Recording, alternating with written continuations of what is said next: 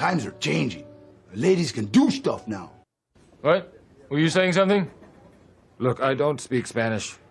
I'll eat your ass. I will. I will eat your ass. Nerdrotic.com.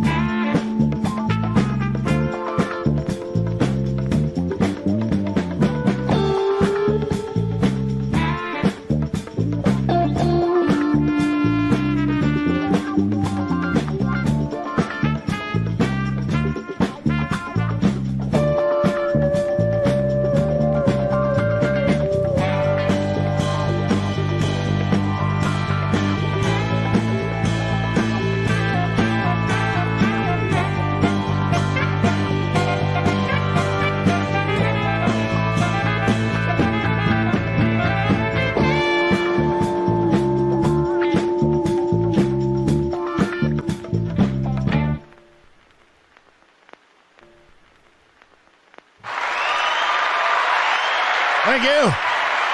Thank you. Oh, you're beautiful. You do that every time I get here. It's so consistent. I really appreciate that. I really do. Yeah, I'm close to on time. Don't get used to it. My name is Gary Beekler. I come to you from Nerdrotic.com, Nerdrotic, Nerdrotic Live, Nerdrotic Daily, Instagram, Nerdrotic, Facebook, Nerdrotic, and Parlor Nerdrotic, mine's Nerdrotic, and my mom's Vijay. And today we're going to discuss how dumb American corporations are, two in particular, Disney and Warner Brothers. And Hollywood's general disdain for fandom, which has been on display for 4 years, 5 years. And we'll get to the reasons why, and we'll try to work through what we do about it. And spoilers, it's what we're doing right now. It's talking about it. It's being coming together. And there is a lot of beautiful mixed shapes and sizes and beliefs in this chat right now. And it's about breaking a narrative. And it was cool. It was very cool being on Sidebar yesterday with Viva Frey and Robert Barnes. That was a fun live stream. I hope if you haven't checked it out after this one, go check it out. We went for a long time. That was good. And yeah, yesterday I was supposed to do a Nerdrotic Junior yesterday. And, well, YouTube changed something. I figured out what I did wrong. I did boom or something. But I do have an excuse this time. They changed something as far as stream scheduling. So I just went to go live now. But my internet was going on and off yesterday all morning. Probably shouldn't even have tried it, but I did. Oh, well. The worst thing you're going to see me do is, I've never made a secret that I don't do it on the show, though. You guys don't want to see that. And, but yeah, you won't get any dark side fills from me. You'll probably see me opening up one of these, which I'm going to do later. Been waiting for this one. Oh, y'all know what DD means. So I can't go super long today because I'm on a schedule and I've got to get ready for tomorrow's Friday Night Tights with Nick Rekieta. Nick Rekieta is going to be joining us. And next week, it's tentative right now because he's a very, very busy man. But Jeremy from The Quartering is going to be joining us. And I want to start this show by, again, publicly thanking Data Racer. Follow him on Twitter. Data Racer is an important resource, and I'm not kidding. You know, it's the Data Racers, it's the Ichibakas, it's the Memologies where I get my news now, you know. And these are all great resources that try to give you stuff. I mean, they give you their take, right? But there's a lot of unfiltered things there too. I mean, especially with Data Racer, he's simply just posting up what people have said. And these were supposed to be the good guys. These are the good guys, fighting hate with the worst hate possible. And they're not fighting hate. They're fighting America, the world, common sense, the realm of common sense. And it's under attack. Working class people under attack. Middle class America, the UK under attack. And, it's no secret that my audience, Geeks and Gamers audience, is working class folks. It's people going to their jobs, living life. Normies, a lot of normies. Now, normies, I heard somebody in, I think it was Midnight's Edge live stream, think that was a derogatory term. It's not a derogatory term. As a matter of fact, it's a term of endearment.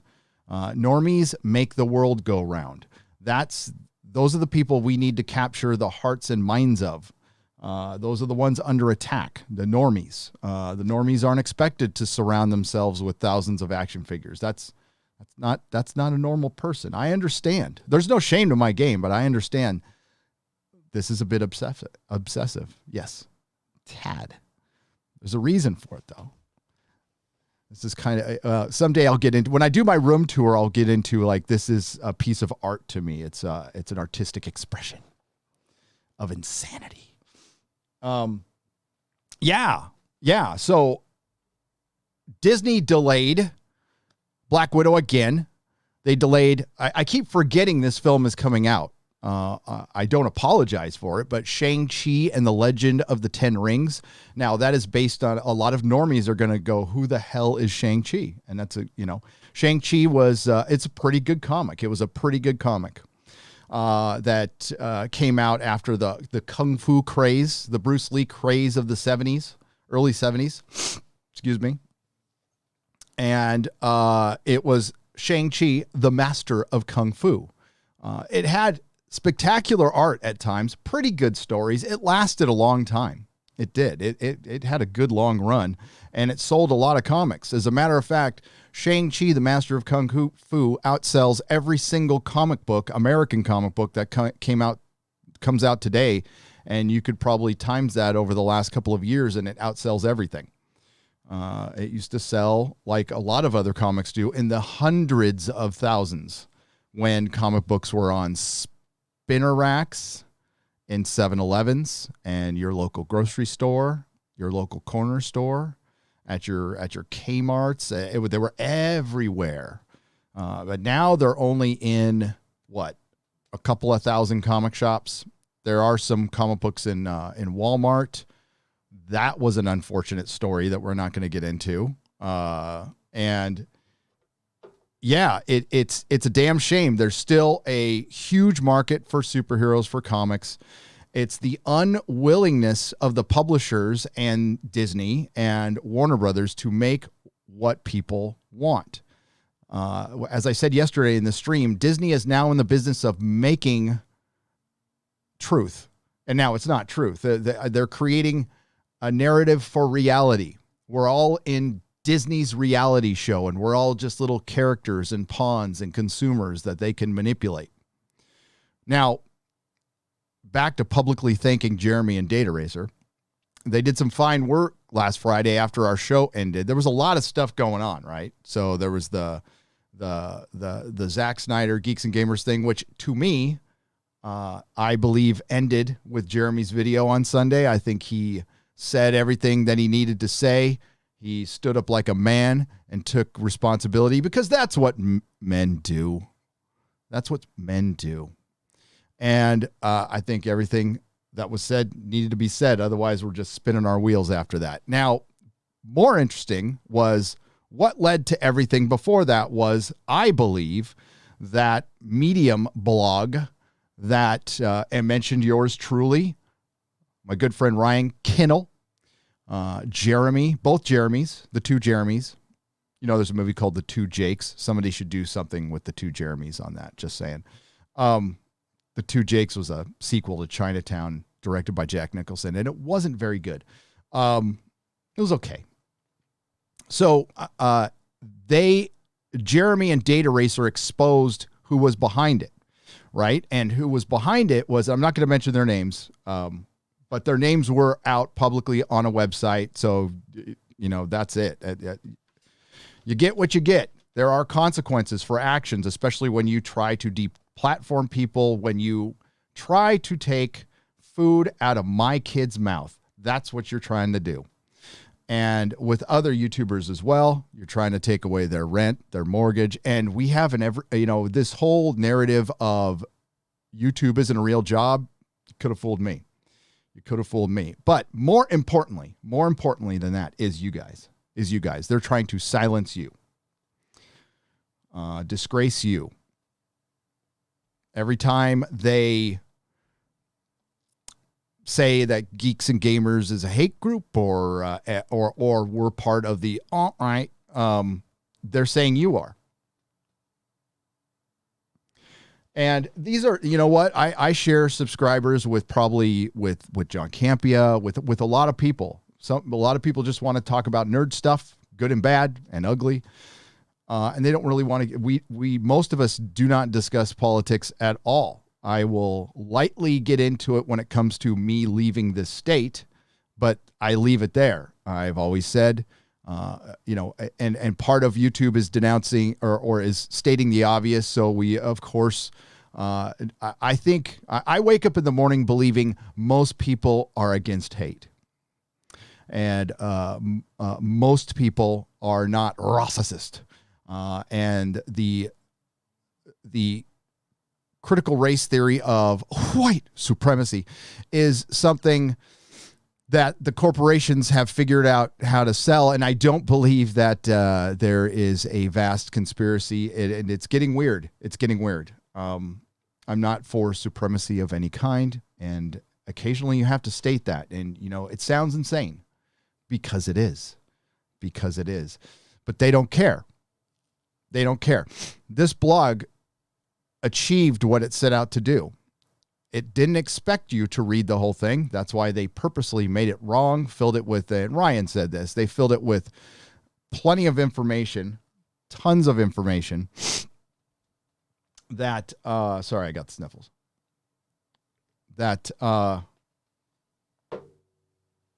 they know you won't read, and it puts plenty of keywords in the algorithm. I searched this on Friday Night Tights, and this was suggested to me by Stargate 404 in a member stream. So thanks, Stargate 404. He asked me to search ist in the article, and it came up 180 times. Now, there are some words with ist in the middle that it did bring up. My count was, we discount 40 of those words. So 140 times there was an ist. It was a misogynist or a racist. And that's not even count, supreme sandwichist.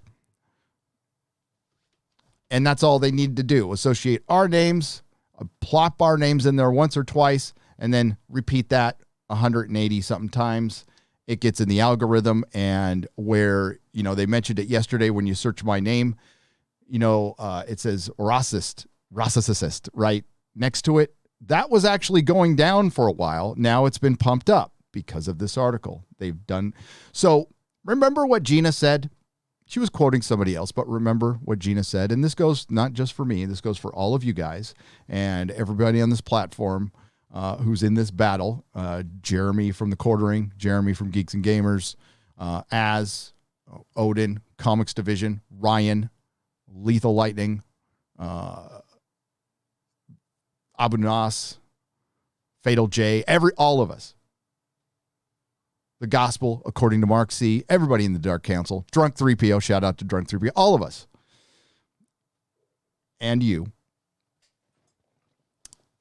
We have to break this narrative, and we do have to bring it up, and it is important because if we lay down, we're laying down for you. And it's good that we're reminded of that. It's something we can never, ever forget.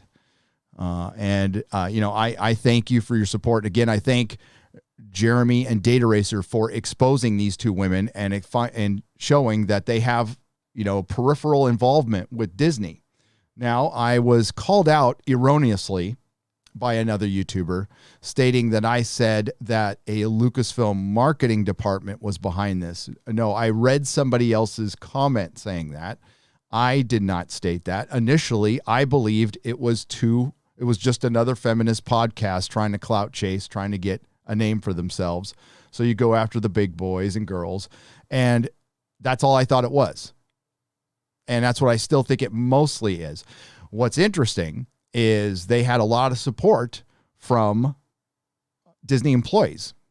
So actual Disney employees are, instead of, I don't know, working on Star Wars, working on the MCU, are trying to silence you because you don't like their product. And you state exactly why you don't like their product. Remember back in the early days when we were criticizing things and they always said, it's not real criticism. They just say they hate it without a reason. No, we really get into the reason.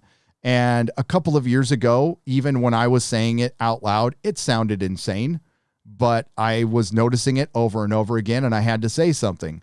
And a lot of you noticed it too. A lot of you noticed it before I did. There are some of you who noticed this stuff coming prior to the year 2000. Okay. We discussed it yesterday. It has been going on for the better part of 15 years, slowly but surely infiltrating every part of our entertainment, our escapism, our culture. And I don't think there's one puppet master. I think it was just like-minded people silencing the other side and making it so hard because I think, well, most people don't, again, can't wake up and want to cancel somebody and don't want to look up and see if somebody made a mistake. I'm talking about a real mistake, not anything creepy, 10 years ago and trying to get rid of them. So you're always on the defensive, right? I've never read The Art of War, but I'm sure there's something in there that says always keep, I'm paraphrasing, always keep your enemy off solid ground. You know, always keep them backing up, right? And that's what they've been doing. And that's how they've been winning. And we apparently have been winning finally by just being ourselves, stating the truth, having no shame to our game. I mean, YouTube 101, you can't give a fuck. You can't give a fuck what other people think. It's just, it'll drive you nuts. You know, I always say, you know, like read the comments, but don't take everything to heart and don't let it get in your head. The positive and the negative. Because, you know, a lot of times there's some great comments that are constructive criticism that I have listened to and taken the advice. It's been very helpful. And I've had some great emails that were critical, but they were kind and critical. They came at, there wasn't an attack. They just said, hey, I've been watching, and they were actually a viewer and they gave some advice. I'm like, that's pretty good. That's pretty good. I like that. No problem with that. But this association is starting to work so much that it requires Warner Brothers and Disney, if they're going to, they can't. It requires these companies to be silent, right? So if they're seen to even try, you know, eventually we're all going to have to come over and talk anyway. Like whenever this is all over, it's going to have to be sitting down and talking and working things out and finding middle ground. How we get there, I don't know. We're so far away from that. But right now, the companies see us that way because of the narrative that was spun by their own employees, by people associated with them, by their access media and mainstream media companies that they own. So they are responsible. They are absolutely responsible. It always comes from the top, one way or another. And that's why we got to keep our eye on the prize. That's why I've always stayed away from inter-YouTube drama and will, because it doesn't really achieve any goal I have set out. It doesn't help at all. Not that I have too many goals. I do this one day at a time, and I kind of take things how I see it at the moment. and try not to get too emotional about it. But it's hard. It's hard when you get disrespected every day, when you just want to support these things. Now, there's also the argument that, this is a losing battle. We shouldn't even fight it. I don't believe that. It might seem like that way. And yeah, we might eventually lose. That is certainly a possibility. Doesn't mean you don't try. If you care about something enough. It just depends on how much you care. Now, I'm not judging, but I think it helps a lot if you're going to cover pop culture, if you're going to review a movie, review a TV show, or even talk about it peripherally, to watch it, to actually watch it. Like if you're going to talk about the Snyder Cut and, you don't know if it's good or bad until you see it. Yeah, that's 4 hours. So what? I have no problem sitting through a 4-hour superhero movie. I'm a nerd. And so I read all the comics. I read all the books. And if I stop, I am this close to just like being where I was right after I saw The Last Jedi with Star Wars is just not talking about it. I'll have to reassess over the next month, but honestly, there's nothing. I don't even care anymore. They can say something stupid. If they attack the fans, sure, I'll bring it up, but damn it. As far as their content is concerned, I don't care. I don't care if it's even good. I don't care if Boba Fett's good in some people's eyes. It's not a brand that interests me. I think it's just lame. It's old and tired and lame. Now, I know there's a lot of prequel fans out there, but just remember, how Star Wars went through a bit of a lull right after the prequels ended with a lot of the normies and stuff, because there was so much ill will towards the prequels at the time. Now, time has been kind to them, and the Disney trilogy has put a whole new, shined a whole new light on, well, maybe it wasn't as bad. It's that saying, it couldn't get any worse. Never say that, because it could, and it did. And it helped the prequels a lot. And you know what? Zack Snyder's Justice League. I think it helped a lot that it was filmed a few years ago, and it doesn't have a bunch of identity politics in it. It's just a superhero movie, It's like Michael Bay films. People hated those things. I was hot and cold on it, but now people are just like, hey, yeah, they're shaky. They might be a little annoying, but they're not filled with identity politics. So, yeah, it can always get worse. It can always get worse. And it might get worse before it gets better. And that's what brings us back to the MCU. The MCU, it's planned out in advance. Unlike Disney, Star Wars, and Warner Brothers, they actually have a plan for the MCU. And but recently they've had to shift it, and you can tell. And you know what derailed the MCU? Let's go all the way back. You know what derailed the MCU besides Disney purchasing Marvel? And listen, I don't know if it might have, fluttered out under Perlmutter. It probably would have. Kevin Feige deserves his respect. He's done something that nobody will ever do again. Hollywood should be named Feigewood. It's the greatest franchise ever. Even more than Star Wars. It had a lot of very good movies. It had a lot of very good movies. Has a lot of very good, mediocre to bad, of course. But it's the most successful franchise of all time. And while I do not believe they stuck the landing, they damn near did, which is incredible, really, if you think about it. Especially with Disney involved, that's incredible. They had a plan, but they were derailed by one single movie. Wonder Woman.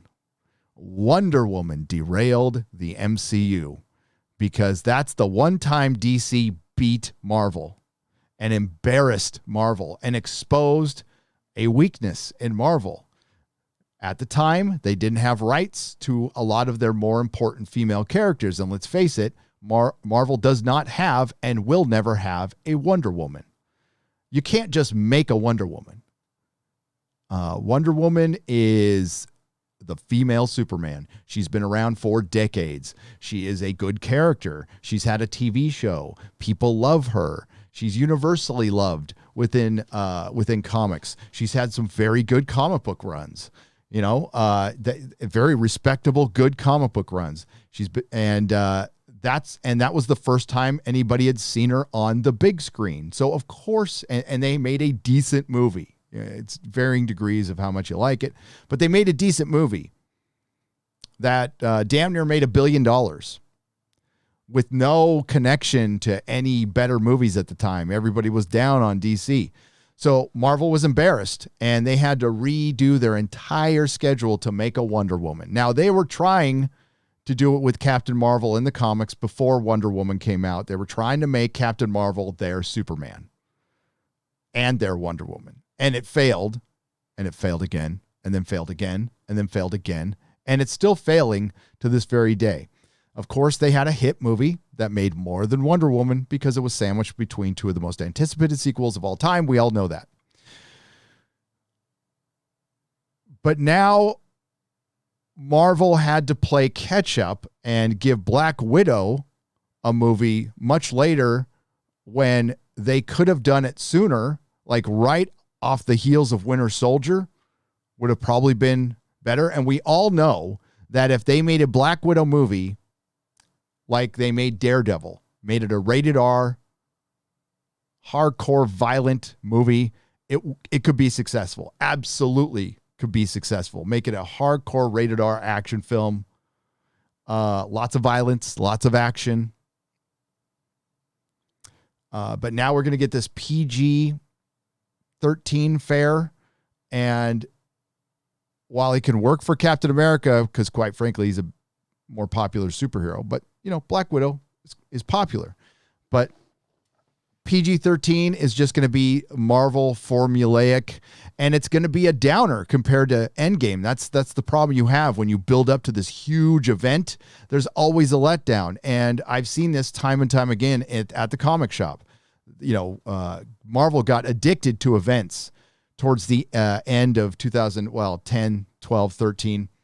But when Civil War started, it led into this new era that was interesting, to say the least, and it led into Bucky, Captain America, Brubaker. It was like some good shit. But they kept the momentum going. So the Coof broke the momentum, and now they're going to come back, and they're going to have this boring movie that's probably going to look a lot like Falcon and Winter Soldier did. And Falcon and Winter Soldier, the first episode anyway, was boring. It was boring. I like the action scene in the beginning. I thought that was cool. I like Falcon's costume. Looked great.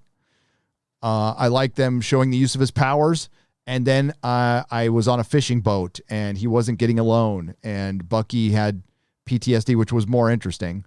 And then there was a date, and then they introduced up Captain America, Wyatt Russell, Captain America, who looks ridiculous under that mask. Just ridiculous.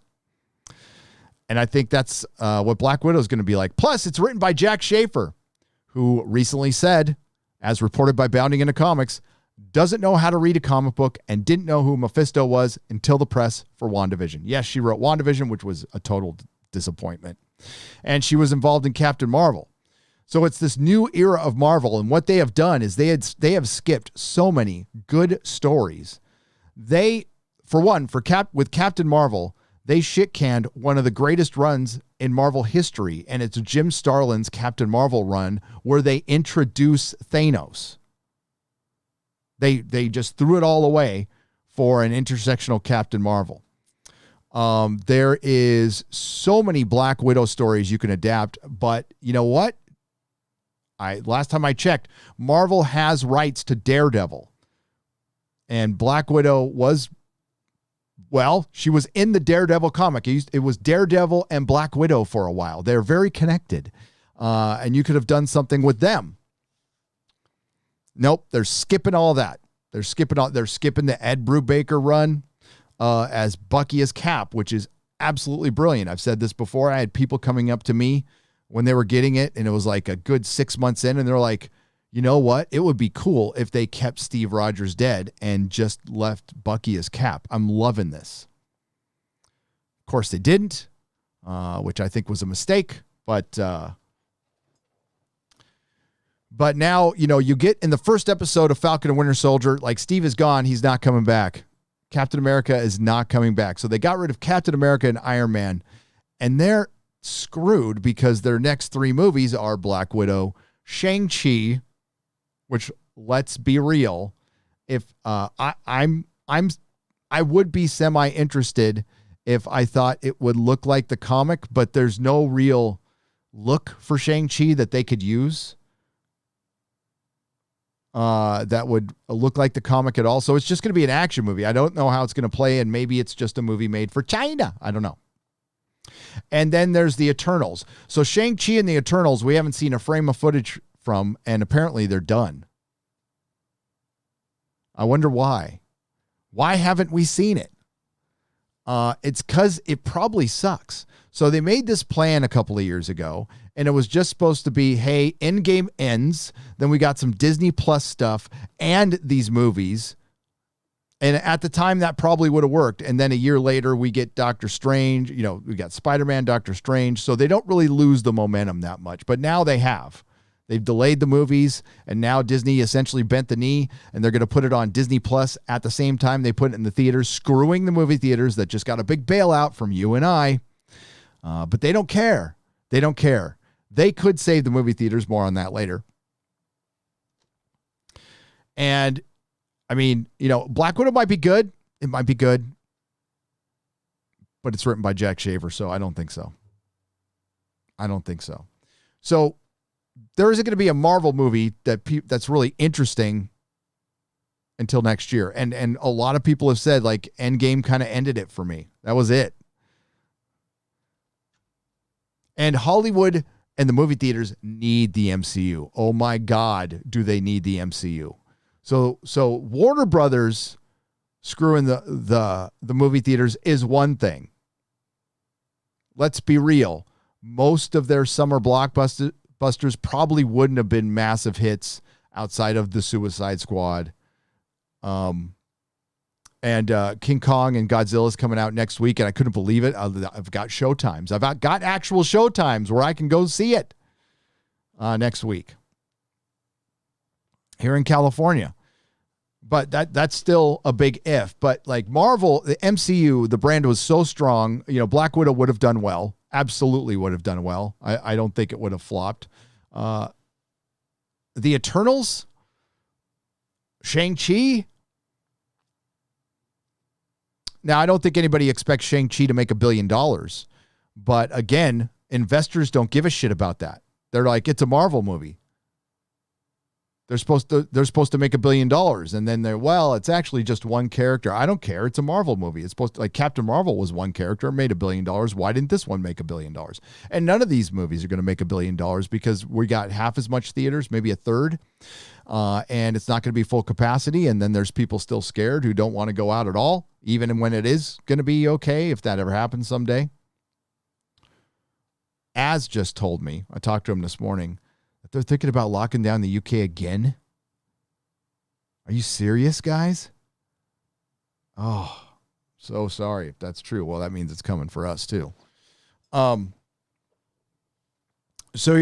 yeah. Are you going to pay $30 to see Black Widow on? I think I would actually rather go to a theater and watch it than watch it for $30 on Disney Plus, which isn't. I mean, it's not as bad as HBO Max, but it isn't great. It's not great. And I'll see it for review purposes. If I didn't have a channel, would I run out and see Shang-Chi in the theater? Probably not. That would probably be... No, Captain Marvel would have been the first one I missed if I didn't have a channel. I wouldn't have gone to Captain Marvel, but I had to see it. The Eternals, definitely not. I'll be honest. I love Kirby. I didn't like the comic that much. I didn't. I've got to get to some super chats from yesterday first. And we'll get, and it starts out with Mr. Pants for $5. And this is from yesterday from the, we'll call it the vape stream. Moist. Hail to the Moist. I want to thank you guys are fucking awesome. I don't tell you this enough. I love you guys. On Friday Night Tights, We had our biggest show ever last Friday. We were a pubic hair away from 9,000 viewers. 9,000 viewers. Now, it's not the biggest live stream I had in the channel. That was 24,000 viewers for Game of Thrones, but that was the biggest Friday Night Tights. It's had the most views since then. It's the most popular. It has the most likes. And it was a crazy chat in the beginning until somebody said moist. And then it turned into a fun chat. See, you can kill things with humor. And that's how we have to battle this, by the way. Mockery. Look at Mikey Gussler. $50 yesterday. He said, I liked your review, but there's one thing I want to point out that other people, including you, seem to think. Darkseid wasn't after anti-life equation in the history lesson. It's just another planet to conquer. After his defeat, then he looks for it. Well, but the anti-life equation was there in the history lesson. Mikey, I mean, when Darkseid jumps out of the hangar of that little hangar of the ship, he smacks the ground, and that's the anti-life equation. And then he brings out the mother box. So I don't know. Yeah, I don't think he was looking for it prior to him getting there, but he knew it was there when he left. The thing is, what I think is he was so horribly injured that he just forgot. But yeah. That, Mikey, I don't know. That's the way it looks to a lot of viewers. That means the filmmaker failed in that one instant. And I would have liked to have seen a hell of a lot more Darkseid. I thought Ray Porter's Darkseid was the shit. Absolutely the shit.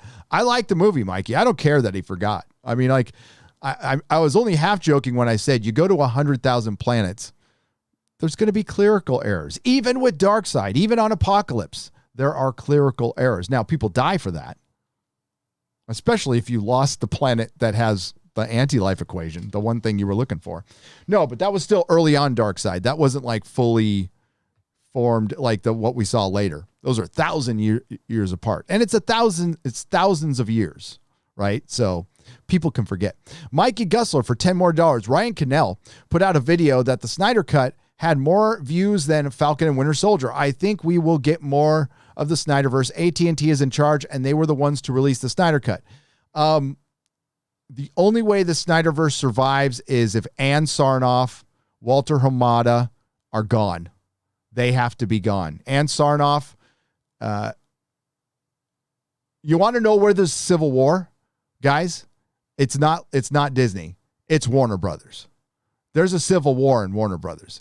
AT&T runs the show, and they bought out Warner Brothers, and they can't just fire everybody. And that's not possible.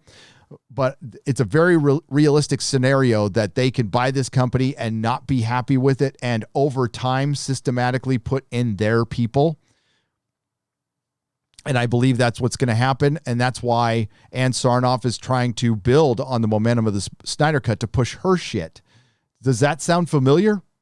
Kind of sounds exactly like what Kathleen Kennedy did after The Mandalorian, except it's all her shit. No, the Snyder Cut was an AT&T thing, I do believe. It was a fan movement. It wasn't, listen, the fan movement wasn't perfect.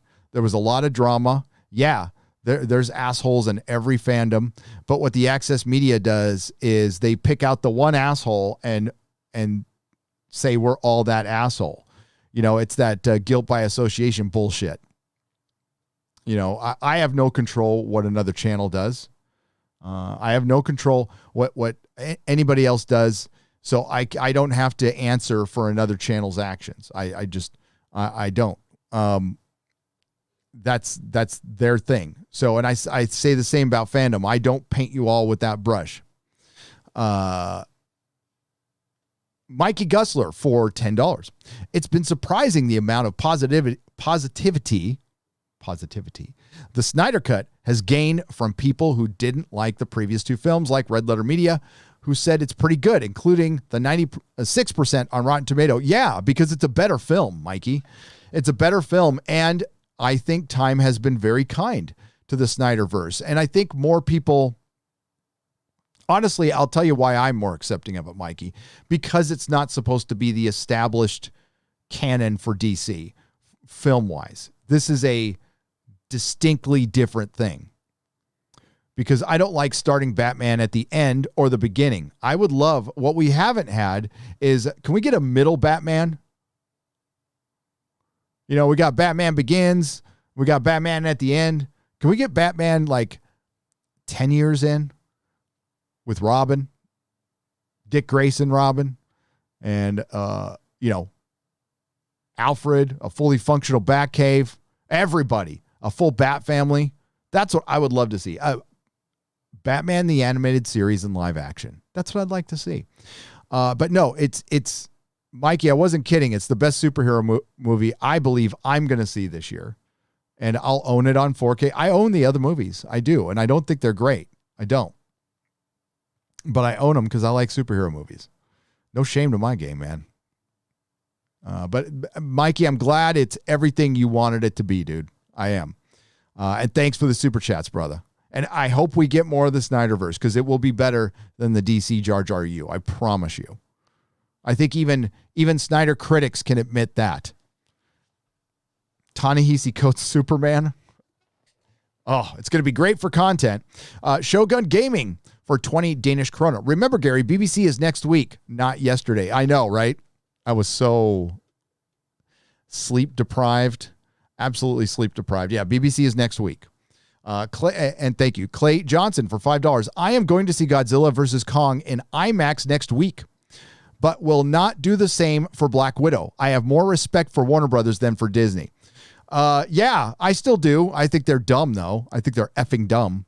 No, Disney is a despicable company. Warner Brothers is just dumb. But they did some despicable things, too, which we'll get into. SJ Almighty, thank you for the $1.49 super sticker. I appreciate it. Christian Del Orme for $5. 5 Canadian pesos because I like you and you're a good man. Cheers, buddy. Wow. Thank you, Christian. I appreciate it. Right back at you. And reminder, these are from yesterday, the stream that farted out. Kit Kat for $5. The immediately previous stream has gone private. Whatever did you guys say? Oh, I didn't say anything. I didn't say anything. What happened was my internet was farting out. And when I started the stream, it kicked in the delay. So there's a delay on YouTube of I think a minute, maybe a minute. So before you go live, the stream is connected and it's live, but you guys don't see it until I hit public. When I hit public, it's supposed to refresh and start with that delay of 1 minute. What it did was it just started. So it showed you saw 20 minutes before I hit the live button. And I was sitting there setting stuff up and then trying to restart my internet. It was weird.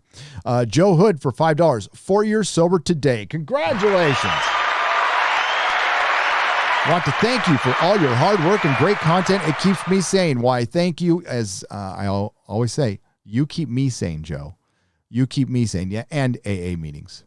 There's Stargate, and thank you, Joe. I appreciate it. Stargate 404 for $5. You see the CBR article where they were calling Flash creepy and toxic in the Snyder Cut because he brushed Iris's hair for too long and took a hot dog? Yes, you showed me that on the member stream last night, and we are going to go over that article. And this is going to be, this will be my prime example of fake geek media.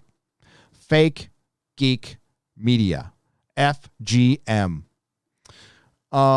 George Peter Gatsis for $5. Joe King is live on Indiegogo. 2 books, superhero, sci-fi, adventure, 240 pages total, full color. DM me on Twitter to get a free spaceship with books. So that's George Peter Gatsis, and it is called Joe King. Joe King. Thanks, brother. $4.99 from Nick Nero. Delivering boxes is the worst. Delivering boxes in the worst city imaginable. Thank God a live stream now for some sound, and we're golden. Yeah, sorry to disappoint you yesterday, buddy. I'm sorry about that. Kit Kat for $1.99 says, I'm worth the wait. Why, thank you. Thank you. Mrs. Nerdrotic agrees. Foul Ball Productions. What's up, Matt? Go check out Foul Ball Productions. That's a good channel. It Broke, one of the Bill Burr stories. Great guy. Talked to him last night for like 3 hours. Excellent video on the Snyder Cut yesterday. Thank you. Thank you. I freaking worked hard on that one. And YouTube took an hour to monetize it. That's why it released so late. I said, hey, the video is going to drop in a second, right? Or I said about an hour on Twitter. And then I watched it again. And towards the end, I made a horrific cut. And I was cutting it till 4 in the morning. And I just didn't see it. So thank God you didn't see it. I fixed it. You can see it at the end. The music breaks a little bit. So I re-uploaded it. And then like YouTube has this new monetizing thing. And it takes forever. Kit Kat for $1.99. Thanks for the super sticker. It says coming soon. Then we got Adrian Barrera for $2. Hey, Gary, you're live. Yeah. I figured that out, but thank you. YetiCast for $2. This is absolutely the best community on YouTube. Period. End of story. We have the best chats in our live streams. We have the best people. And yes, the corporations are scared. They are very scared that we are going to ruin their movies. How do I know this? We had a corporation admit it. The biggest takeaway. There's 2 major takeaways from Geeks and Gamers, Zack Snyder. Number 1, it's always about the fans. It begins and ends with the fans. If you do not respect the fans, you're done. Nobody cares about anything after that. You come out and slap people in the face, you're done. Number 2 is the corporations are aware of us and they're worried about us. Remember, this is public now. The first call that Zack Snyder got about Geeks and Gamers was from Warner Brothers. That's called being effective. And the reason Geeks and Gamers is effective, the reason my channel is effective is because of you. It's not because of me. It's not because of Jeremy. It's because of you. MTH for $5. Hey, Gary, will there be an Exozone tonight? No. Also, have you ever played the original Mass Effect trilogy? I have not. It's a sci-fi universe that rivals Trek and Wars. I've heard. My biggest fear with gaming is I'm a bit obsessive compulsive and I'll start playing and like I'll forget the channel and everything. I'll give you an example. I started playing City of Heroes and I got so obsessed with that game. I was like playing it in the store on a work day with customers in there. And then when the customer needs something, I help them, but I'd be all like that. You can't do that at work, even at my own job. So I tend to like get into the game like way too much. So I do game once in a while, but it's like, it was Diablo, City of Heroes, Red Dead Redemption, Ultimate Marvel. And once I can get out of the room in Witcher 3, that's coming out this weekend, by the way. My Witcher 3 gameplay is going to come out this weekend. Fernando Pena, thank you for the $6.99. I appreciate it. And I think we are all caught up now. So let's go to that article. Oh, wow. Lady Greenmaster, what are you doing?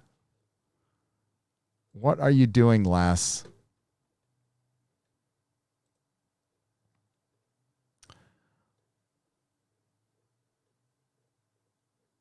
Hang on, I got to scroll down to that. Scrolling down. And remember, I'm on a hard time limit today, but we still got a lot of time. I've got, got an hour. Lady Grandmaster says WB put AT&T in a vice by investing $500 million in JJ. WB saw they're losing power to fans and did whatever they could to derail it since it's not what Sarnoff wants. AT&T is going to have to decide between an already signed check and getting signed checks from the fans. This is why you don't jump into deals, Hollywood. Hopefully somebody from Warner Brothers is watching. Patience is the key to business. And I know you guys are I only ran a comic store that generated like what, $1 million a year in total sales. I didn't take that home. And you generate billions. I understand that. You're much smarter, better, and everything than me. But you signed Jar Jar Abrams to $500 million. That is the second stupidest thing in the history of Hollywood. The first was not putting Han, Luke, and Leia into a movie together when you signed them. That is the single dumbest thing in the history of Hollywood. So Ann Sarnoff has given Kathleen Kennedy a run for her money. Jar Jar Abrams will sink your universe. It will divide fandoms. Show me where there is a huge group of rabid Jar Jar Abrams fans. Where? Doesn't exist. When I was a youngster, Steven Spielberg was a demigod. Like, kids went to go see The Color Purple because it was directed by Steven Spielberg, our hero, our personal hero. Because for a time before he sold out to Hollywood, he was a bit of a man of the people. And people forget this so much, man. Like, when you're a man of the people, Zack Snyder, when you're a man of the people, that's ultimately what you want to be. And we see him sell out more than often. You know, Joe Rogan, man of the people. Did he sell out? I think time will tell. It doesn't seem like he has, but time will tell. But Steven Spielberg sold out. Howard Stern sold out.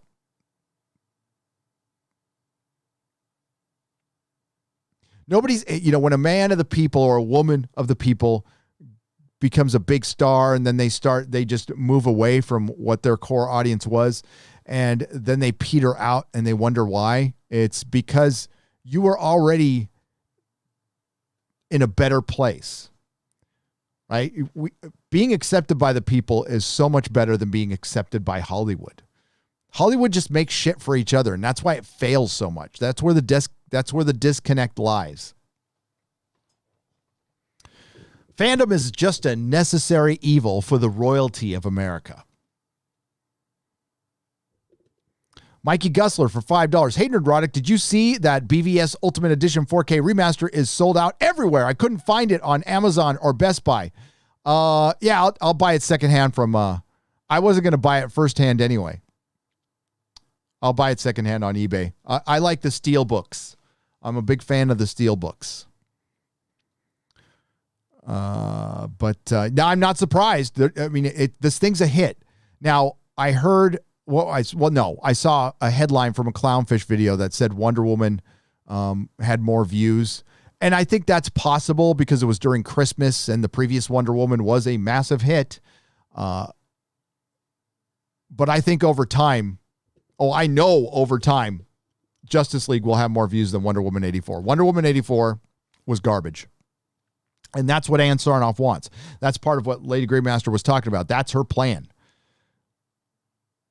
Wonder Woman 84 is DC Jar Jar U. Birds of Prey is DC Jar Jar U. I promise you, the minute he signed on the dotted line, I have to go back and look at the timing of this, but this was after Zack Snyder left.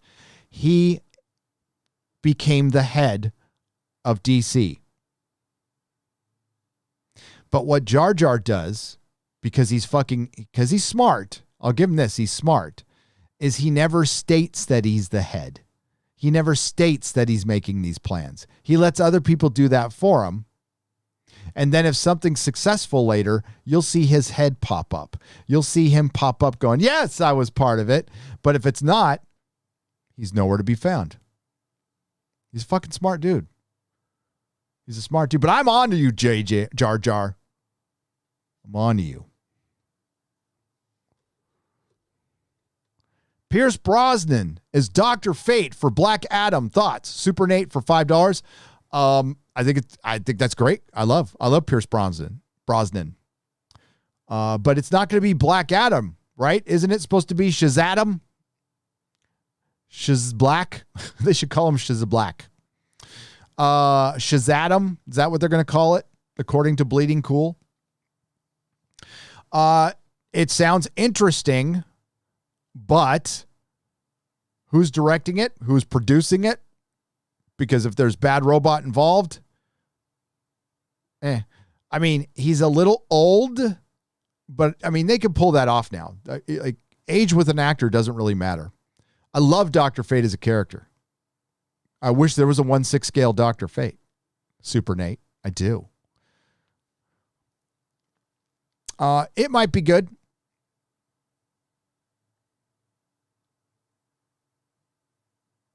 Listening with my 1-day-old daughter, our first. Oh, Jack Bauer for $2. I'll try to keep it down. I don't want to wake her up. She's sleeping. But congratulations, 1 year old. They grow up so fast, dude. They do. I remember when my big, smelly teenager was like this little burrito that we watched our first football. It was like he was like 2 days old, and I was watching the Chargers play the Patriots where they beat Tom Brady. And it was just me and my little burrito. SJ Almighty, thank you for the super sticker. I appreciate it. For 10 pounds. Peter DeRosa for $9.99. Hail Gary, picked up a copy of Berserker, and it's awesome. Can't wait for the Netflix series. Gonna get it signed by Ron Garney. Ron Garney's great. Who lives near me and frequents my local comic shop. Have you read the comic yet? No. My copy was I bought. I'm pretty sure it was sent to San Francisco. I bought something. It was so long ago. But it was sent to San Francisco. I also bought, did Todd McFarlane's Spawn toy ever come out? I bought that too. So no, I haven't read it, but I'll get a copy, and I can't wait for the Netflix series. Hopefully it's not woke. And Ron Garney is awesome. I hate to say this, I really do, but one of the best Captain America runs ever was prior to 9/11. It was in the early 2000s, and they were trying to do a soft reboot on everybody. And Mark Waid and Ron Garney did a Captain America run that lasted 50 issues. It was good, but it was before we all found out what kind of a person Mark Waid is, which is vile. Mikey Gussler for $5. WB would be insane not to continue the Snyderverse. I completely agree, especially with Cavill and Affleck. People want more, so give us more, and I'll give you my money. Mikey, that is essentially what every single channel that I am semi-associated with absolute pride, have been saying for 4 years. Could you just dial it back a little bit? Bring things into the middle? Maybe not be filled with intersectional feminism, which nobody likes. Nobody likes this.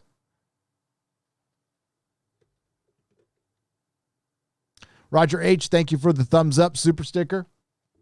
I appreciate it. All right, we're gonna read an article real quick. It's dumb. It's fracking dumb. Thank you, I think, to Stargate 404 for pointing this out.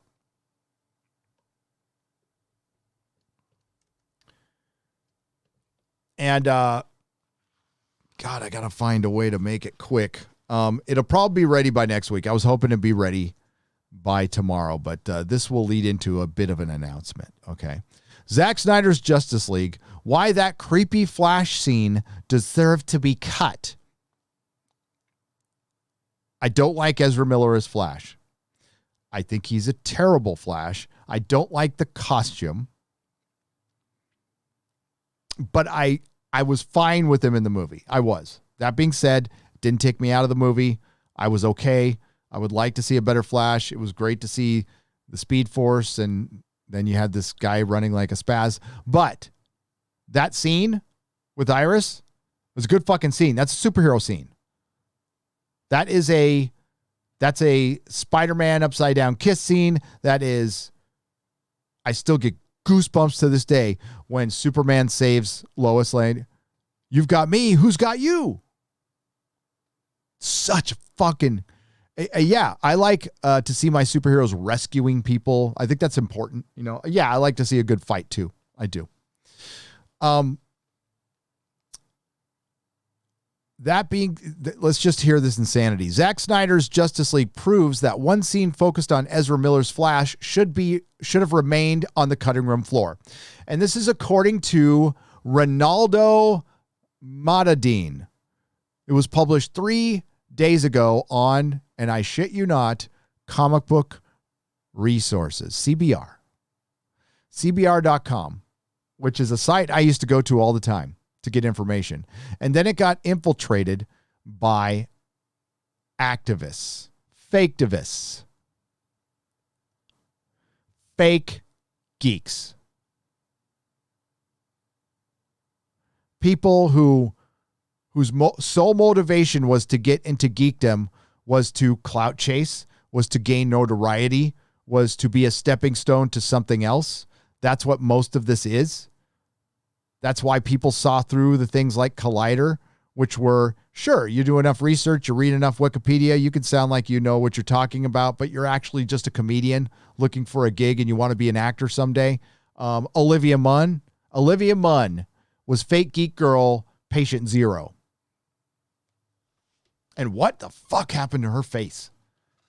Did somebody hit her? I hope not. That's terrible. I was right behind Olivia Munn. As a matter of fact, I was talking to, and I don't know his name. Oh my God. To the director of Fanboys.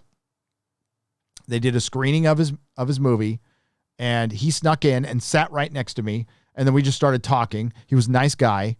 And what's so damn funny is, at the end, they go, what if it sucks? Like, I know everybody said that, but I literally said that to my friend Doug. If Doug's in here, Doug, you can verify. We sat down at the official Dougie J. We sat down at the Phantom Menace, and I looked over. I'm like, what if it sucks? Because it never crossed my mind that it would suck. So I digress. Fake fucking geeks. Fake geeks. Olivia Munn. I was right behind Olivia Munn. I got lost track of thought there. And she was in her Slave Leia cosplay. And me and the director were just walking very slowly, being toxic as fuck. No shame to my game. One of the biggest edits the theatrical cut of Justice League made was omitting Kiersey Clemens, Iris West. By the way, Kiersey Clemens, the Iris West girl, she's going to be playing, I believe it's her. I could be wrong, but I'm pretty sure it's her playing a Targaryen in House of the Dragon. Targaryen. A Valerian. I'll do a video on that someday. Fans were excited to see her cameo, as it was undoubtedly a setup for Ezra Miller's Flash movie, the one that's been in production for 6 years. But it was deemed expendable in the 2-hour runtime. However, after being inserted into Zack Snyder's Justice League, a creepy scene with Iris West plays out, making it clear that axing it was the right choice. Okay. I wonder if he brings up Barry's powers. The Flash, for instance, if the Flash raced Quicksilver from Marvel, he would destroy him. The Flash is the fastest man on Earth. When the Flash runs, depending on what era you're reading, he's not necessarily here or there anymore. He's immensely powerful. He can do some insane things, including take his time in a moment like this. So you see right now how much things have changed since then. Remember, this was preceded by her. She looked at him and smiled. And believe me, it was a very distinct, communicative smile of, I think you're pretty hot. And he returned the look. Then she looked again while she was driving. So those are two signs. So she's about to die. And Barry goes through the front window. It's rad. And the light hits her, and he is enamored by the beauty. That's the way I took it. I don't think he wanted to get down, but like he's enamored by he's like, whoa. Kind of like the first time I saw Mrs. Nerdrotic, it was like, whoa.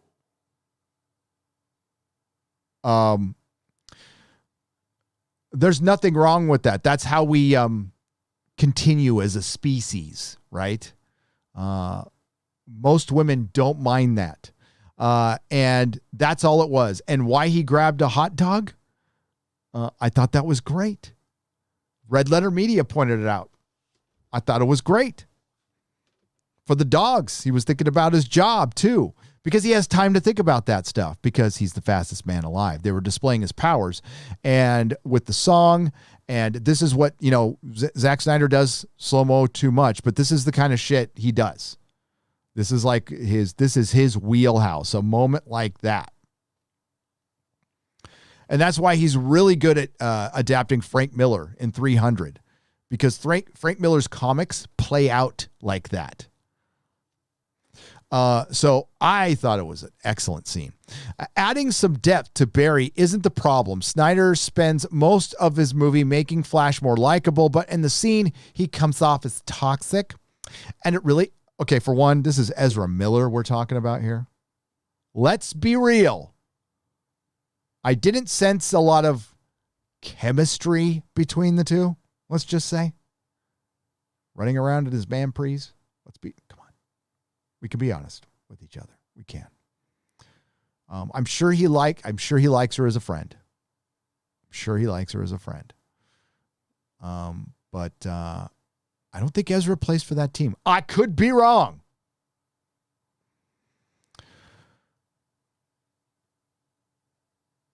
He comes off as toxic. Does Ezra Miller come off as toxic? Remember his interviews where he was trying to force Gal Gadot to say down with the patriarchy? I do. And it really doesn't paint the speedster in the most altruistic light. The moment focused on him applying for a job at a doggy daycare, locking eyes with Iris West. She locks eyes with him too.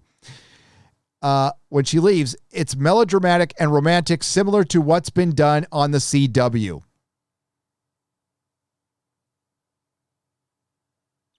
But in the beginning, but it begins to go wrong when she drives off. The scene sets in slow motion with her not taking her eyes off Barry, which is strange because her car's in motion at the light. She's T-boned by a truck whose driver was trying to find a burger that fell on the floor, blah, blah, blah. In what's a ridiculous set of unfortunate events. It's a superhero film. Oh, God, are you going to describe everything that happens in the movie? This goes on. Okay. As Iris' car flips, she's tossed. Barry speeds through the glass, but rather than grab her in midair immediately, he grabs the hot dog from a cart that was thrown in the air and uses the speed force for some stalking. That's right. He uses the speed force for stalking. Down with the patriarchy. He fawns over Iris for a long moment, even brushing her hair out of her face. This goes on for way too long, and in the end, it is a total invasion of her privacy. Snyder tries to lighten the mood by setting it up to Rose Bett's piano cover of Song to the Siren. By the way, I think that's an acceptable mumbly cover. I still want that trend ended forever. But even that can't mask the toxicity. We need to put a mask on the toxicity. Barry eventually sets her down before running away as her vehicle explodes. But while the intention is to show him saving a damsel in distress, it really depicts him as a creep. Of course, Snyder did cut the horrific shot of Barry falling into Wonder Woman's chest when they suit up later on, but it doesn't help that Barry goes on to ogle Diana and asks Cyborg if he thinks she dates younger guys. That's a funny line. It's to set up that everyone's a younger guy. It's to set up that she's 5,000 years old. Fucking dumbass. So this guy doesn't get laid. And I think that's a big problem. I think there's a lot of pent-up frustration with this guy. And listen, you know what? We all been there. We all been there, man. Believe me, we've all been there. And, you know, actually talking to women, because women like to be talked to. Not talked at. You can talk with them. And it depends on the woman. I think there's some out there that still want to date. I guess the good news from this is someone like this won't procreate and our civilization won't go on anyway. Or at least the people who want to procreate. Well, when taking all of this into consideration, wow, Barry comes out looking like someone who doesn't respect boundaries. Had the car scene remained cut, one might have given Barry the benefit of the doubt as an overzealous Wonder Woman fanboy with a crush. But ultimately, rather than giving off the impression of a genuine, caring hero, the car sequence makes Barry out to be someone that needs to learn a thing or two about respect.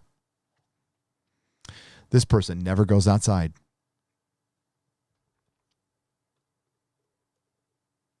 And that's where he ends it. CBR published this. This got by an editor.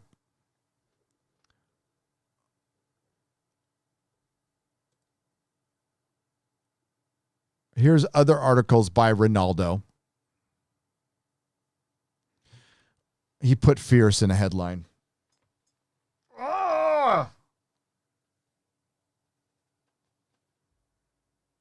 You know, times are changing. Ladies can do stuff now. Batman White Knight gives Harley Quinn a fierce new costume. Anybody who uses the word fierce in a sentence, it's only Hollywood. It's only the access media. They use the word empowerment regularly.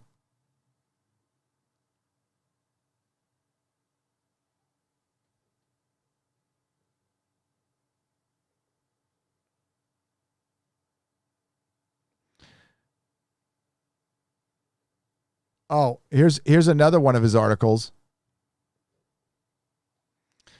Zack Snyder's Justice League is proof that the Snyderverse shouldn't be restored. Despite pleasing the fans who campaigned for its release, Zack Snyder's Justice League is proof this... I mean, you just said that.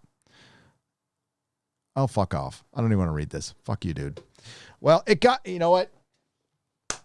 If Warner Brothers restored the Snyderverse for streaming...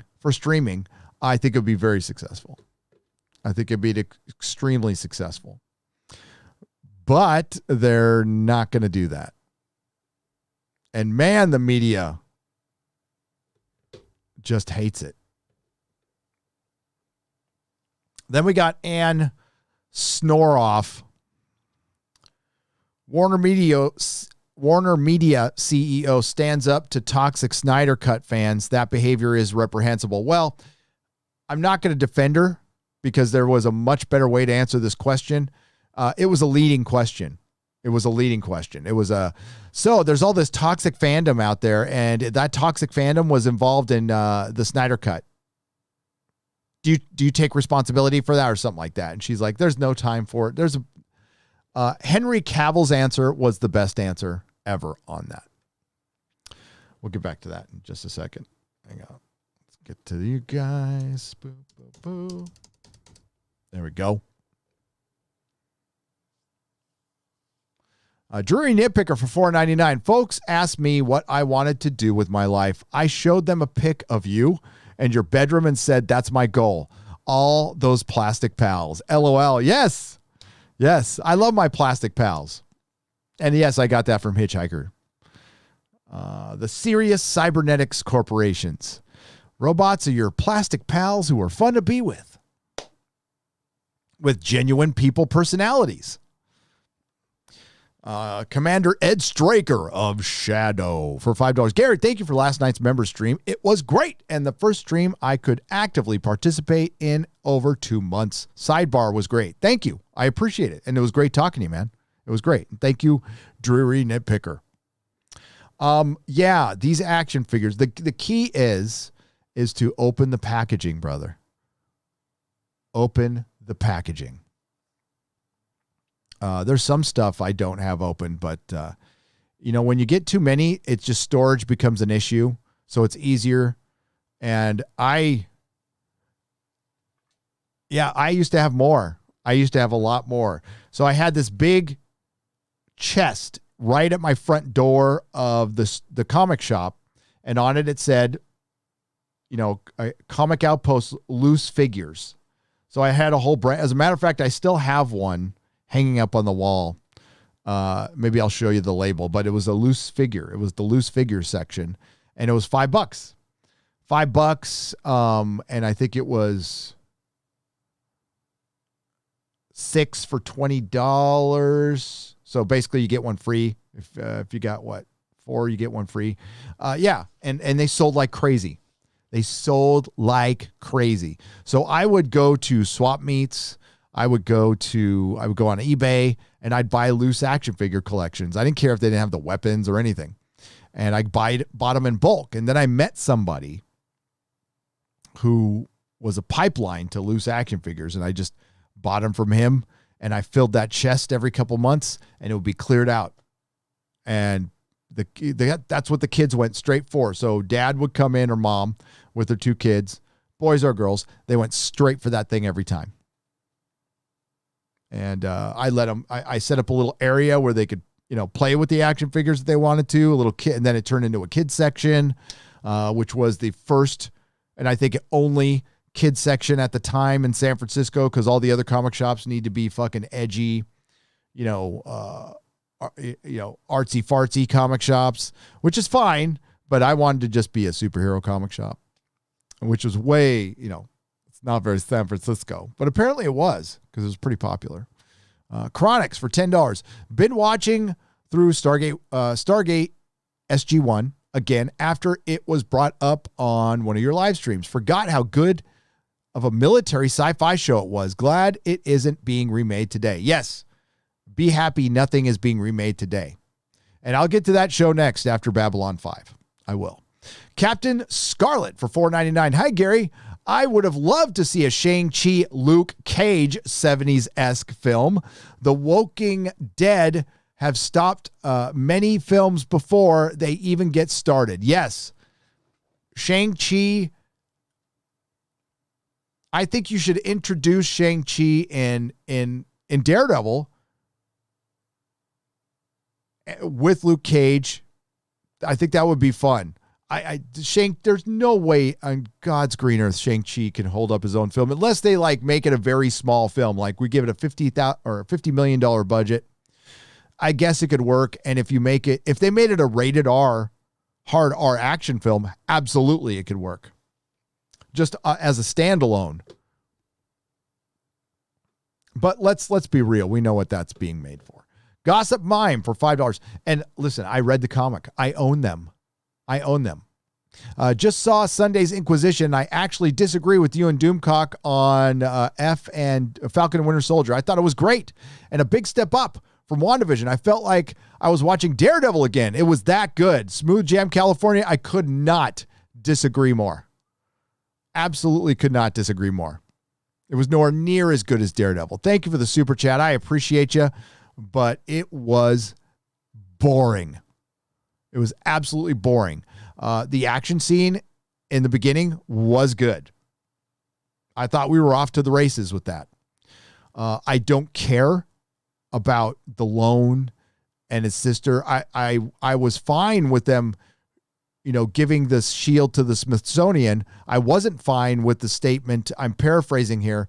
We need heroes for these times. Cap was the greatest, but now we need heroes for these times.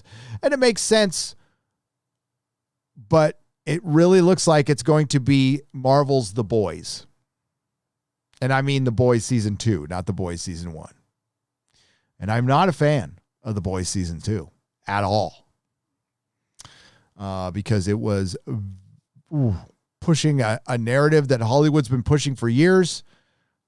And it directly relates to how we have been treated as fans for the last 2 years. This narrative is being pushed absolutely everywhere, including our entertainment that we love. And it's being pushed in that show. But the main reason I didn't like it is it was boring. I watched it twice and I struggled to get through it. But thank you for the super chat, and your opinion is absolutely valued here, and hopefully it gets better. Commodore Stargazer for $5. If you didn't like Battle Beyond the Stars, you are control left. I loved Battle Beyond the Stars. I love all of those, all the 80s movies I have a fondness for. I don't know. Yeah, when I went and watched movies as a kid, even the bad ones, I found a way to enjoy them. Even Ator. Yes, I saw Ator in the theaters. Destiny Captain for $4.99. Gary, have you gotten any closer to watching Stargate? Love to hear your thoughts like the old days. Nowhere near close to watching it yet. I got to get through Babylon 5. I got to get through 5 seasons of Babylon 5. So I'll be realistic. It's probably next year. Az and I are going to be reviewing, well, it might be faster. Az and I are going to be reviewing Babylon 5 on the BB&C, which will be next Tuesday. So keep an eye for it. And I like what I see so far. Payuma Man for $5. These people are the true undead. They have no lives. It's why they do what they do with most of their time. It's a life without meaning. Cancel culture is a life without meaning, and they're trying to fill this gigantic hole in their soul, and they can't. It's a lot like drug addiction. So they are so bored, and you want to talk about privileged. You want to fucking talk about privilege. Who's got the time to sit around and worry what a movie star said about something? Especially when it comes to politics. And more often than that, try to cancel that person. When there's people on this planet, the vast majority of the world doesn't have reliable electricity, doesn't have running water. There's a large portion of this planet that doesn't know where their next meal is coming from. We're an ungrateful nation. We're an absolutely ungrateful nation. And we had our media, our big tech, and a lot of our government dividing us for the last 4 years. And it's going to take a lot of work to bring us together. And we had a lot of people, including the cancel culture, they think they're superheroes. They wake up in the morning and they think they're superheroes. There's a lot of lost people out there that need a lot of help. And it's not going to be fixed overnight. The damage done from the last 4 years is not going to be fixed overnight. I've said it before, I'll say it again.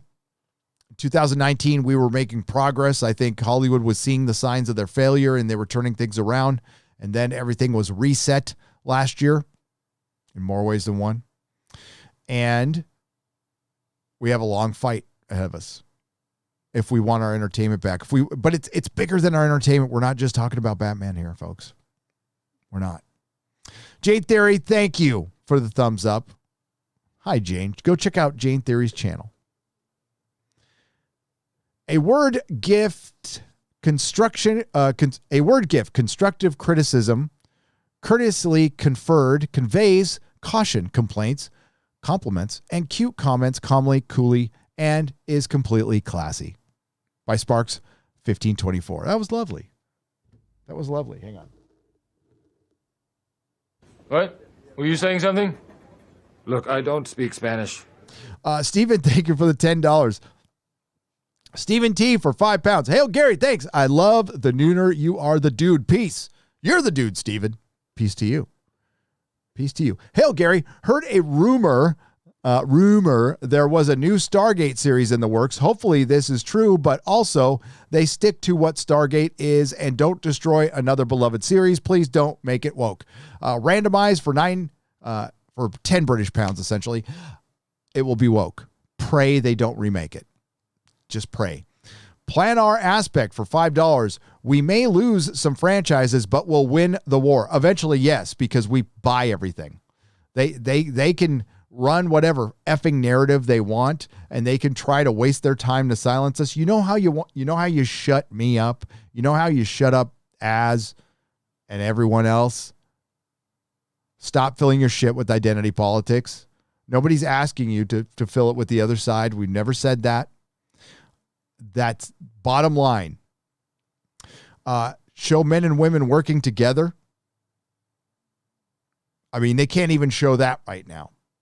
And that's what we need. That's why Superman and Lois, from what I've seen, is good, because it's showing family units working together, men and women working together, women and men working together.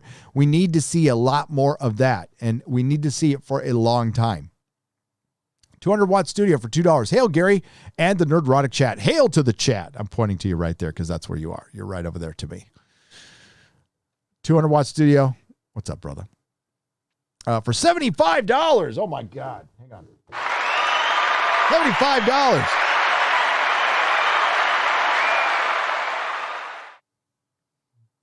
Gonzalo Bergaya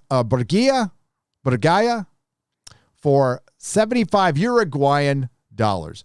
We are on the all new, all different, all lame era of the MCU. We're here. It's arrived.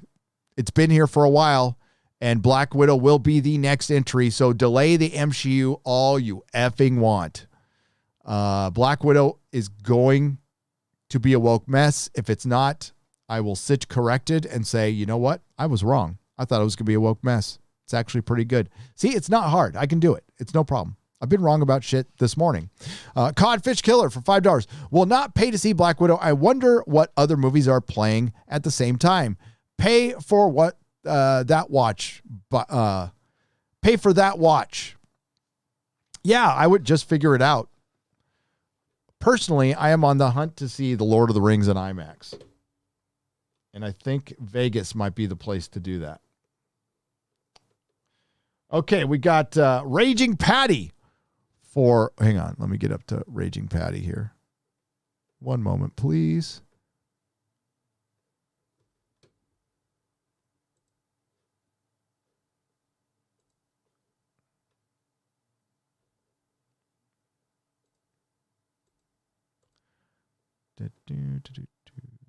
There we go.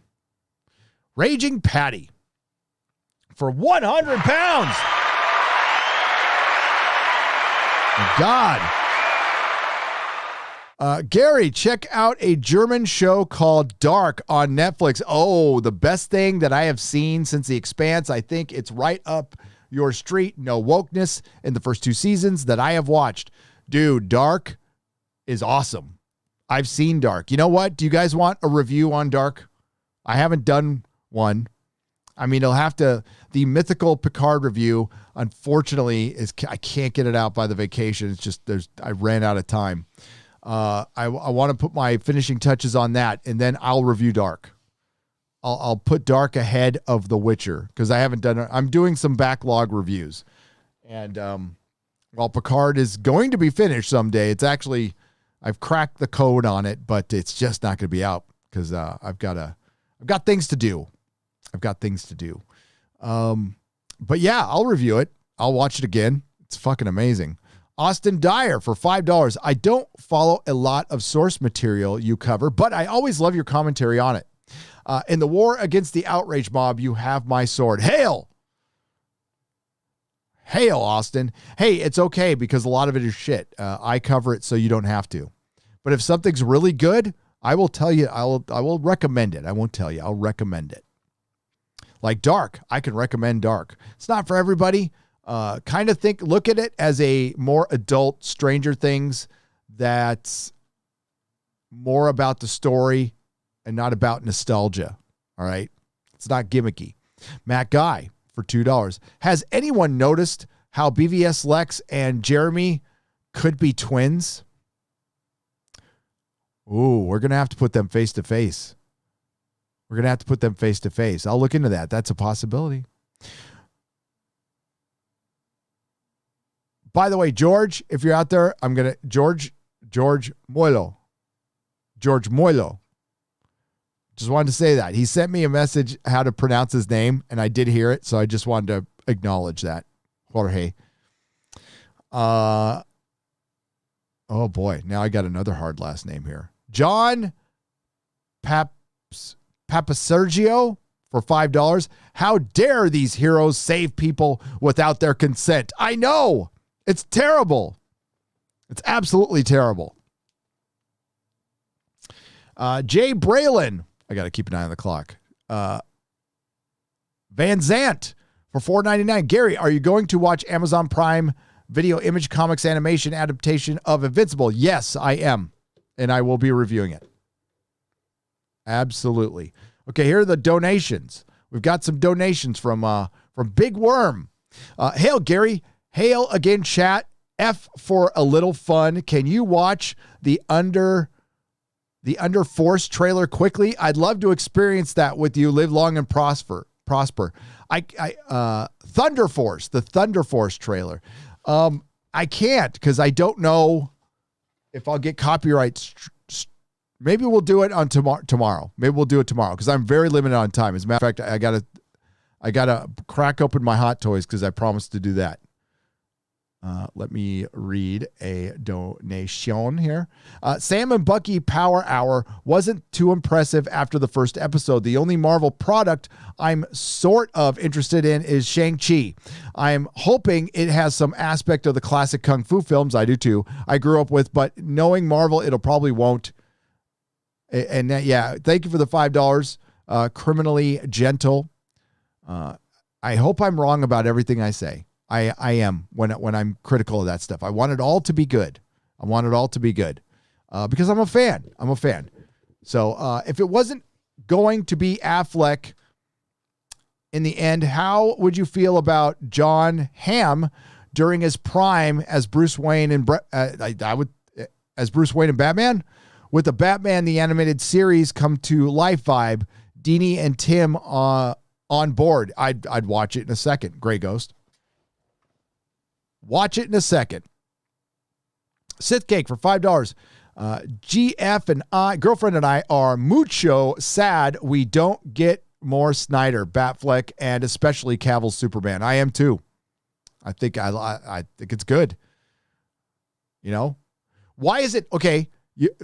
Just to show how equally dumb Marvel is, why isn't there a Daredevil in production like right fucking now? Right now. Daredevil season 1 or 2 are the best things Marvel has done. Right up there with Winter Soldier and Guardians. So, it is time. Now, I have, as has been bad for my wallet, but I own a bunch of Hot Toys that I haven't even, because I'm moving, I have never taken out of the box, including, like this one I just got, but including a whole set of Guardians that I've never taken out that I'll show. But this one I had to have. Had to have it. Because this is currently still my favorite Marvel character. Which is Daredevil. Love that.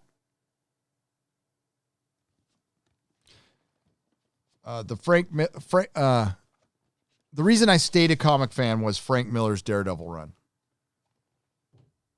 It was, I couldn't believe what I was reading as a kid. They killed Elektra. Daredevil damn near killed Bullseye. Black Widow, Punisher, Kingpin. It was so good. The Hand. That's when I saw the Hand in Falcon and Winter Soldier. I'm like, what? Yeah. I don't know if you can see this because of the glare, but yeah, there it is. This thing looks badass.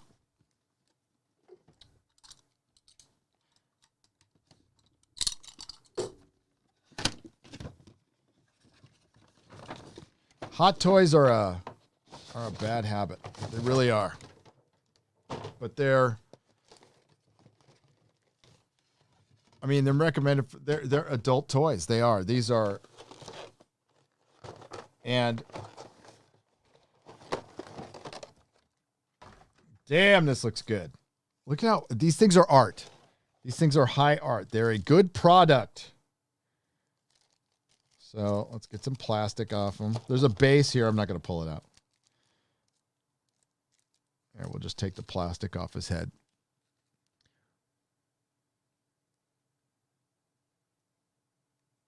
The detail on this is un-effing believable. And pretty sure you can take his face off. There we go.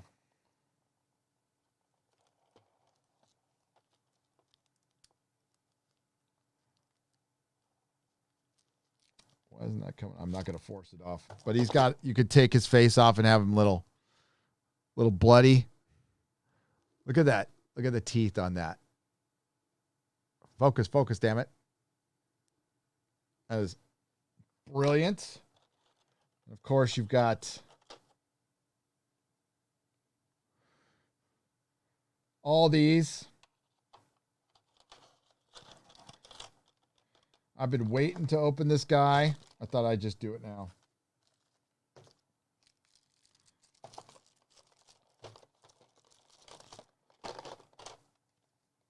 There's a way to pose these. You always have to, how you pose these things, you always, I learned this from a action figure. One of the guys who designed for Hot Toys, always pose off to the side. So it gives you more of a realistic look. You bend his back a little bit.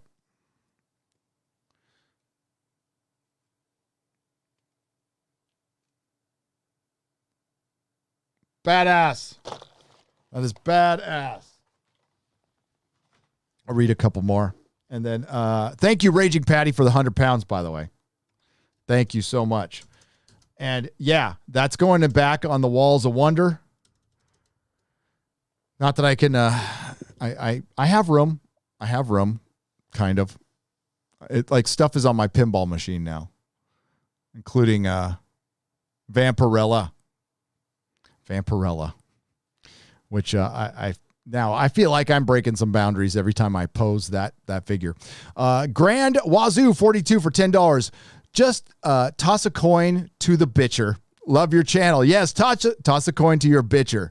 We got to have Dan Vask make a song like that. We got to get him back. We got to get him back on the show. Jester of Roanoke for $1. I sent you a Twitter DM not too long ago that I used for a short Lord of the Rings video. It's basically a rough Photoshop MS Paint job of J.J. Abrams in a representation of what he is, a circus ringmaster. Yes, that's exactly what it is. And I'll check it out when I get back on Twitter. Thanks, bud. Sith Cake. I read that one. The best thing that come out of the Snyder Cut was how Warner Brothers executives wasted millions on Joss and his reshoots. Bogey for $4 and $4.20, dude. Yeah, they wasted tons of money on that, and that's what they wanted. That's what they wanted. Mr. Dino Socks for $5. Thanks. Thank you for pointing out how ungrateful this nation really is. I have been thinking about that for years now, and it's really refreshing to hear that someone else agrees with me. Yes, one of the key things that I learned in recovery that helped me turn my life around, because I was woe is me, and the fucking world, the world's done me wrong. Life has not been fair to me. I didn't choose to be a drug addict and have all these fucking problems. And I realized, well, for one, nobody gives a fuck. Number two, I had to start focusing on the positive. And if you don't start doing that, I will not get comfortable in my own skin. So I started realizing, hey, I grew up in California, in Southern California, which used to be a great place to grow up. I had a lot of good friends. My family still loves me. You just got to start there. And focusing on the positive stuff. Yeah, sure, I point out all this shit in Hollywood, but in my personal life, Shit's good. Shit's good. It's real good. A little worried about my country right now, and I'm worried about it because, we're going to get through this, right? I never thought we wouldn't get through the global-wide pandemic, despite the government mismanaging the fuck out of it to this very day. And I think there's a lot of people who have been locked down too long. And then, I had to watch my wife go through losing her business and then mourning that, and then mourning her dad who died after that, who, let's be real, would have been alive today, I believe, if it wasn't for the coof, and she would still have her business. And I saw people shaming people who wanted to go back to work. And largely these were millionaires, upper middle class white women, shaming people for wanting to go to work. A lot of people who've never started a business, who've ever lost a business or had a real job, or it's been a long time since they had a real job, so they've lost touch. They don't know what a 40-hour work week is and how rewarding it can be, right? And give your life meaning, and shaming like all of America because they're bored, because these people are bored and they feel unfulfilled in their life. So it's always somebody else's problem. No, it's always my problem. If I am feeling fucked up, it's my problem. And until everybody realizes that, and I've said it before, until you want to internalize something, life isn't fair. But I can make it better. I am capable of making it better. I start out by not worrying what people say, not worrying what other people are doing, not worrying how much money someone else is making. Being envious of somebody or something is going to get you nowhere in life. Absolutely fucking nowhere in life. But if you get inspired,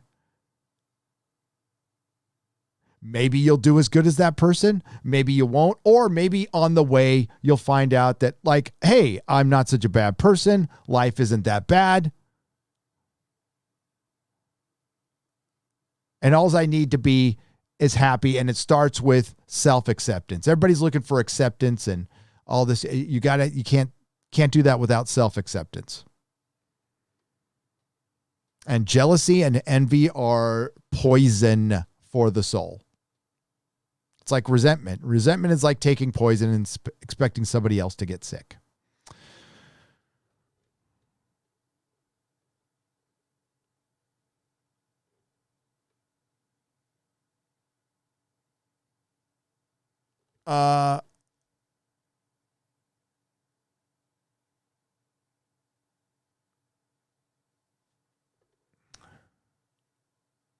Here we go.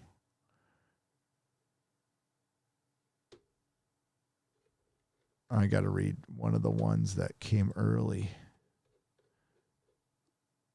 Okay, we got a couple more minutes. Jack Bauer. Yeah, I think there was one that came early.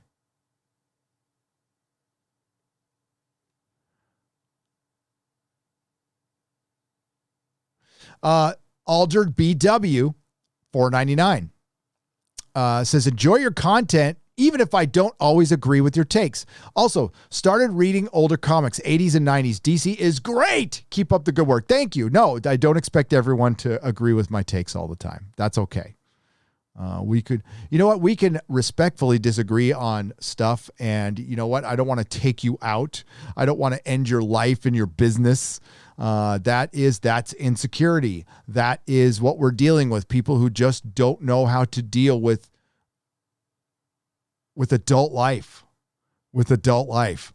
Hey, Nerdrotic, did you see, I read that one already. So what it just popped up here. For $20, Daniel Thirst says, just listening and sorry as F. I made a lockdown joke. Sorry for, and best wishes to your family. Oh, it's all right. You can joke about anything. You don't have to be sorry. Thank you for the $20. It's cool. I live in California. I understand that. My wife, yeah, she went through a hard time, but she's tough, man. She's smart. She's tough. She's strong. She's on to the next thing. and she's really excited about this next thing. And honestly, fuck. I mean, we would have been screwed without YouTube. I'm grateful to YouTube. I'm grateful to you guys. I sure don't like when YouTube cancels a channel because of their political views, but I got to also be grateful. I think within all of our organizations, I don't know if there's civil wars, but there's factions. There's people who want to make money and people who are trying to create a narrative. And right now, the people who are trying to create a narrative are in charge because they have successfully painted half the country as something they aren't. And we just have to fight it every day by being who we are. Being who we are. We don't have to. I'm tired of defending myself for this shit, but I'm gonna call it out, and I have to because you guys are doing it too. You guys have my back, and I can't tell you how much I appreciate that. And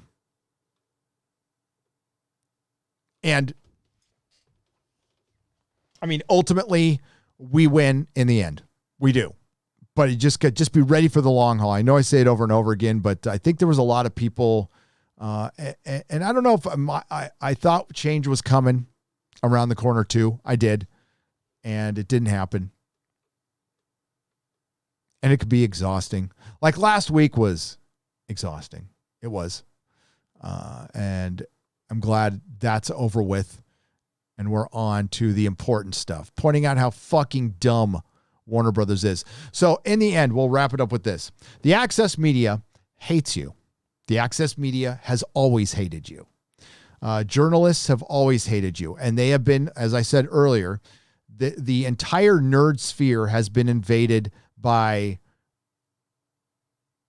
women's studies majors, the people who went to school and have degrees that are fucking worthless and have found a way to professionally blog. And they don't make a lot of money on these sites. And these sites they purely exist now to push their parent company's narrative or to gain access. That access is an interview with an actor, a early screening of a movie. Because their takes aren't very interesting or good, they have to rely on seeing the movie first, so they will be the first thing you see as a reaction to that movie. But think about it. Back in the day, Siskel and Ebert were where you went for a movie review. Before that was Rex Reed. And Rex Reed and Siskel and Ebert didn't need to be first. They were the people you went to because you respected their take and you liked their take. You disagree. I disagree with them all the fucking time. But I liked them. So essentially, when we're talking about and covering entertainment, you don't have to be first. You just got to be honest and genuine. And the media, Hollywood, cannot compete with that. I tweeted about this the other day. You and I are the meteor descending on the dinosaur legacy entertainment. Films in a theater, 20th century model. Broadcast television, 20th century model. Now we're moving into 21st century models. Dragging their feet, forced into it. And it's not going to be enough money. So the reason they hate us is because they see their end with us. Because we're starting to entertain each other and we are their competition. As a matter of fact, I don't think it's competition anymore. I think the baton has been passed.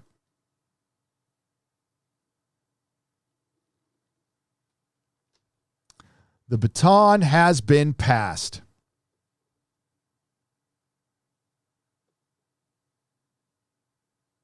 And you guys keep us honest. And it's interaction. This is something they refuse to do. They're afraid to interact with the fandom because they don't like them. And they've written articles calling you toxic. When fandom 101, when you want to succeed in this realm, you don't attack the fans. It's that fucking simple.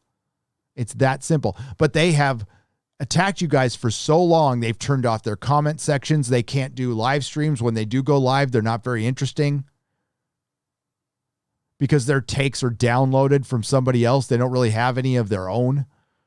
And it also helps to have good taste. And with good taste, you have to have some knowledge. Now, you don't have to be an encyclopedia. Nobody expects that. There's always a bigger fish. There's plenty of people who know more about comics than I do. I don't care.